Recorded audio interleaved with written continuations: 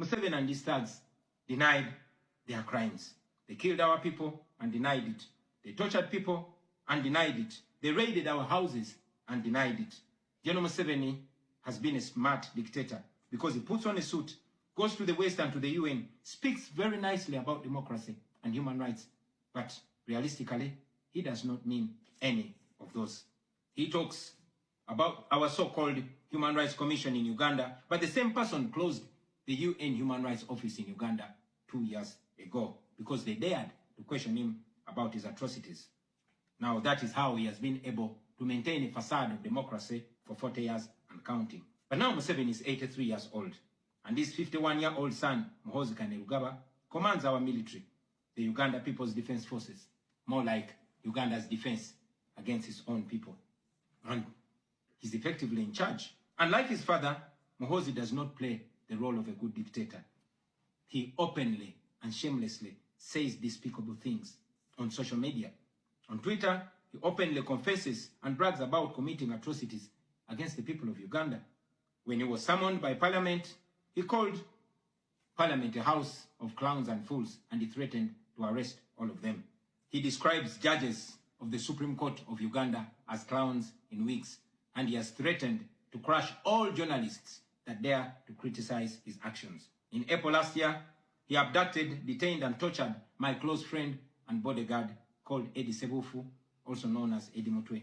He later on posted on Twitter naked pictures of Eddie, boasting that Eddie Mutwe was in his basement learning Museveni's mother tongue, Runyankole. Last month, he bragged about killing 22 of my friends, and he said that he's praying that I am the 23rd person for him to kill. In other words, Museveni and his son no longer fear international retaliation for their crimes. They've been so emboldened by your lack of action.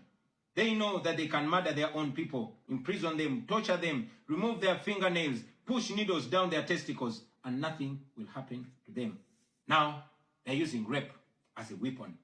Boys and girls, men and women, people of all ages have reported being sexually assaulted by Muhoozi's military. And it's not rare. The majority of the people that they capture and unlawfully imprison have reported being raped, whether men or women. It is no longer possible, ladies and gentlemen, for the international community to deny Museveni's violence and atrocities. It's all over social media. And today, I am talking about it to you. Now, this is our call to action. The way I see it, if the international community continues to be complacent, then Uganda will go from bad to worse. Museveni and his son's military will massacre many more innocent Ugandans.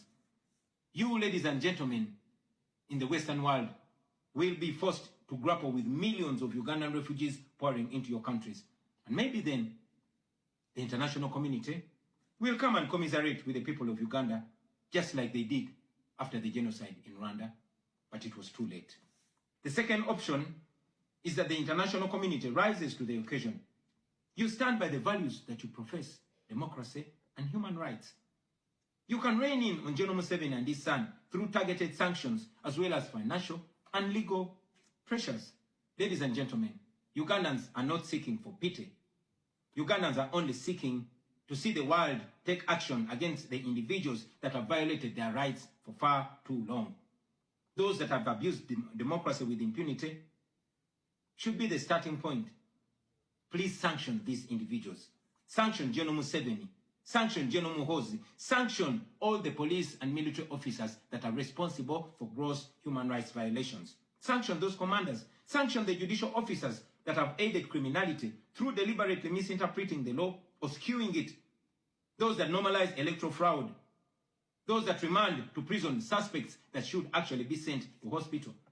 Sanction these individuals because their combined efforts in the last election effectively give autocracy a blank check to rule over the people of Uganda for 5 years. We call upon the international community to treat General Museveni exactly how they treated Idi Amin, because Idi Amin did what he did to Ugandans for only 8 years. Museveni has done much worse to the people of Uganda, and it has been for 40 years and counting. Because of the inaction of the international community, Museveni's mode of dictatorship and human rights violations is being seen as acceptable in the region, and it must be stopped before it is exported to other countries in the region and in the continent. We ask the international community not to recognize Museveni's regime because it is not legitimate. Please terminate any forms of cooperation with this government because he is not legitimate. On our end, as the people of Uganda, we are committed to non-violent means of changing our country, non-violent means of putting an end to this 40-year-old dictatorship.